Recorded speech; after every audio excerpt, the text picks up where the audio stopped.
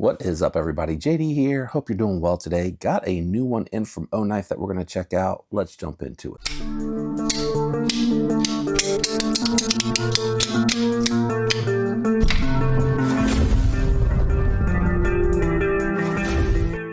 All right, guys, we have the Oknife Duron. I really enjoyed the first one, and they sent me one of the two new colorways that are out there. This one is the Stealth Gray.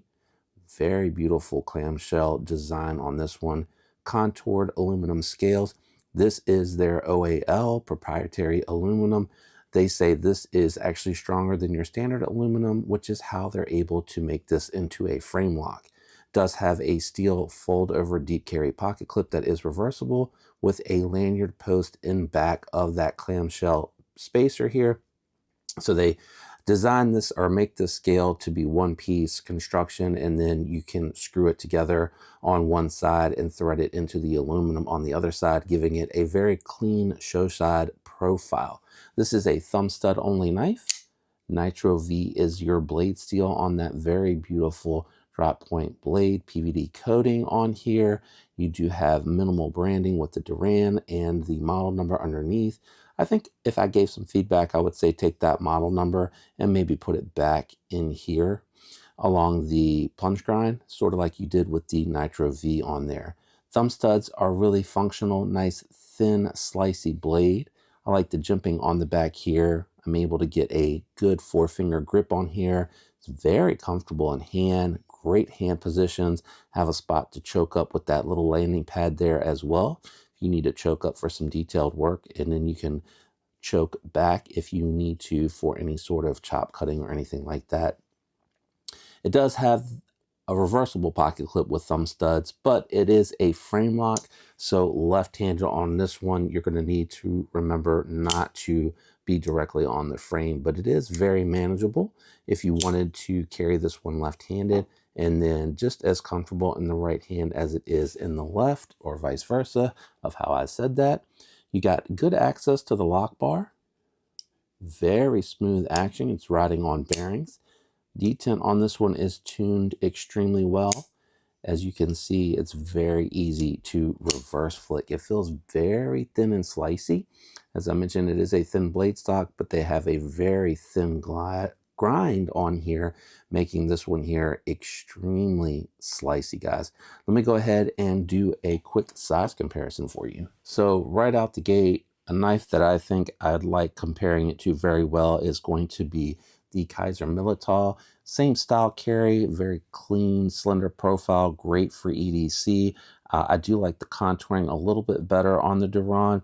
You do have slight contouring on the Mini Milital, but it's a little bit more noticeable on the aluminum scales with the micro milling here on the Duron. And then we got the Mini Momo down here for a smaller sized knife comparison. Got a couple more that I want to do. Here it is, comparing it to the Benchmade Bug Out on bottom, which the Duron is a little bit more of a fuller size knife, a little bit bigger, and pretty comparable to the Bodacious. The Bodacious has a little bit more blade length on it, but very comparable handle lengths. I'll move these two out of the way and we'll go ahead and wrap this one up with final thoughts and impressions. All right, final thoughts and impressions on the Duron, guys. I really like this a lot. The aluminum and the coating on the aluminum done very well, and it does give it a titanium-esque type feel and hand, which I do like.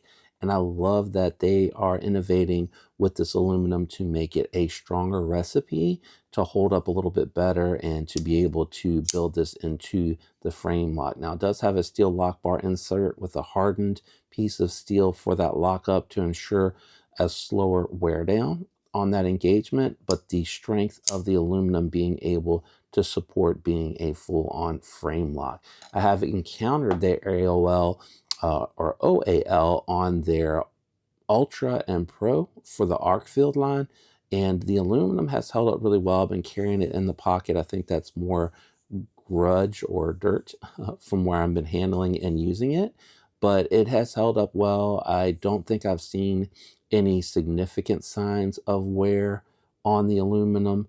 Well, the aluminum being wood would scratch, and you would see that, but the coating is what I'm referring to as far has minimal wear on there. And it's a nice little duo that I've been carrying a lot here lately.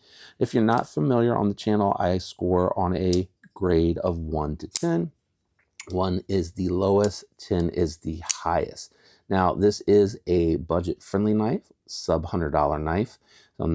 In that regard, with the materials used, the Nitro V and the aluminum with the steel hardware, I do limit those scores to a 7. That's not because I don't think that it doesn't warrant going above it. I just like to have that little bit of extra wiggle room on the top for stuff with super steel and more premium handle materials. Now, if this were aluminum with, say, like S35VN, I would probably allow it to use the full range. Now, having said all of that, this has been one of my favorites to come in on the channel.